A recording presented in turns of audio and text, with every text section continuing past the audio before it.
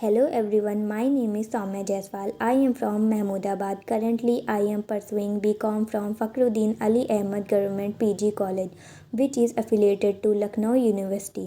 और आज मैं यहाँ अपने ऑडियो प्रेजेंटेशन के लिए हूँ, जिसमें मेरा सब्जेक्ट माइक्रो इकोनॉमिक्स है, जिसमें मुझे असाइनमेंट में 2 क्वेश्चंस मिले हैं।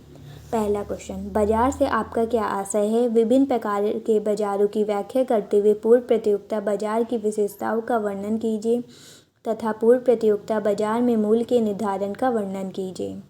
बाजार से आशय अर्थात में बाजार शब्द का आशय उस संपूर्ण क्षेत्र से लगाया जाता है जिसमें क्रेता एवं विक्रेता फैले होते हैं और परस्पर प्रतिस्पर्धा करते हैं।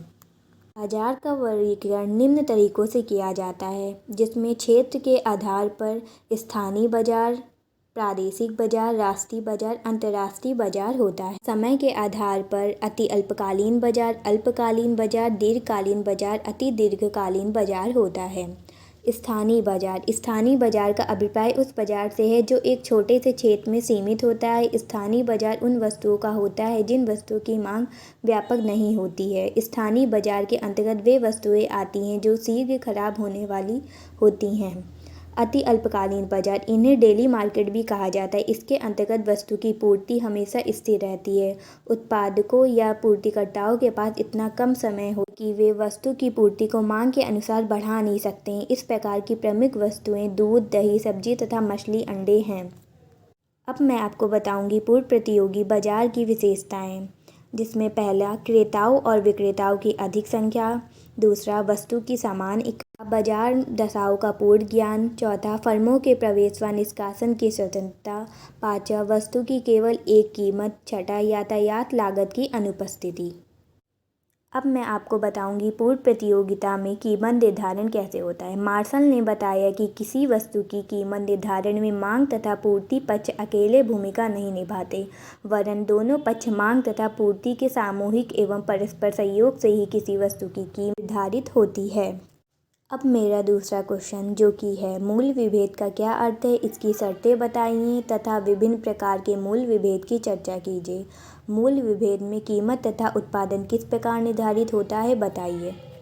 मूल्य विभेद कुछ विशेष परिस्थितियों में एकाधिकार अपने कुल लाभ में वृद्धि के उद्देश्य से एक समान वस्तुओं को विभिन्न बाजारों में अलग अलग कीमतों पर बेचता है। इस प्रकार एकाधिकारी मूल्य विभेद के करके अपने लाभ को अधिक करता है। मूल्य विभेद तभी संभव है जब उत्पादक के पास एकाधिकारी शक्ति हो। एकाधिकारी अपने उत्पादन की स्वयं कीमत निर्धारित करता है तथा एकाधिकारी बाजार में वस्तु का स्थापन उपलब्ध न होने के कारण एकाधिकारी कीमत विभेद अपनाने में सफल हो जाता है। मूल्य विभेद की शर्तें, इसमें 2 मुख्य शर्तें हैं। पहली, बाजारों को पृथक रखा जाए, अर्थात दोनों बाजारों के क्रेताओं के मध्य कोई संपर्क नहीं होना चाहिए, अन्यथा क्रेता एक बाजार में कम कीमत पर वस्तु खरीदकर महंगे बाजार में वस्तु को बेचने लगेगा, जिसके फलस्वरूप मूल्य विभेद समाप्त हो जाएगा। दूसरा, बाजार में मांग की लोच एक समान नहीं होनी चाहिए। दूसरे शब्दों में मांग की कीमत लोच विभिन्न बाजारों में भिन्न भिन्न होनी चाहिए। मूल्य विभेद की श्रेणियाँ, इसमें निम्न 3 श्रेणियाँ होती हैं। पहला, प्रथम श्रेणी का मूल्य विभेद, जब कोई एकाधिकारी अपनी वस्तु या सेवा का मूल्य उपभोक्ता की सामर्थ्य अथवा तत्परता के अनुसार वसूल करता है तो इसे प्रथम श्रेणी का मूल्य विभेद कहा जाता है। दूसरी, द्वितीय श्रेणी का कीमत विभेद, इस कीमत विभेद में एकाधिकारी बाजार को विभिन्न भागों में बांट लेता है और विभिन्न उपभोक्ताओं से विभिन्न कीमतें वसूल करता है, किंतु एकाधिकारी इस कीमत विभेद में उपभोक्ता बचत का संपूर्ण प्रतिशत प्राप्त नहीं करता, बल्कि उपभोक्ता बचत का एक भागी एकाधिकारी को प्राप्त होती है। तीसरी, तृतीय श्रेणी का कीमत विभेद, इस कीमत विभेद में एकाधिकारी क्रेताओं को उनकी मांग की लोच के आधार पर इस प्रकार 2 या 2 से अधिक वर्गों में बांटता है कि उन वर्गों में परस्पर संपर्क नहीं रहता। अब मैं बात करूंगी कीमत तथा उत्पादन निर्धारण।